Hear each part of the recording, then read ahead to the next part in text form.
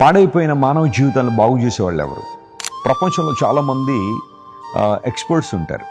పాడైపోయిన టీవీలు బాగు చేస్తారు, పాడైపోయిన కంప్యూటర్స్ బాగు చేసేవాళ్ళు ఉన్నారు, పాడైపోయిన ఇళ్ళు బాగు చేసే టీమ్స్ ఉన్నాయి, లేదా పాడైపోయిన బ్రిడ్జిలు బాగు చేస్తారు, పాడైపోయిన వస్తువులు బాగు చేసేవాళ్ళు ఉన్నారు. కానీ ఒక సూటి ప్రశ్న, చెడిపోయిన పాడైపోయిన మానవ హృదయాన్ని బాగు చేయగల సామర్థ్యం ఈ ప్రపంచ చరిత్రలో ఎవరికి ఉంది? చెడిపోయిన మనిషిని ఎవరు బాగు చేస్తారు? ఒకవేళ శరీరానికి రోగం వస్తే ఆ రోగాన్ని బాగు చేయడానికి డాక్టర్లు ఉన్నారేమో కానీ జీవితం పాడైపోతే బాగు చేసేవాళ్ళు ఎవరున్నారు? ఆలోచనలు చెడిపోతే వాటిని మరలా తిరిగి బాగు చేసేవాళ్ళు ఎవరున్నారు? తలంపులు గాడి తప్పిపోతే మరలా వాటిని సరిచేసేవాళ్ళు ఎవరున్నారు?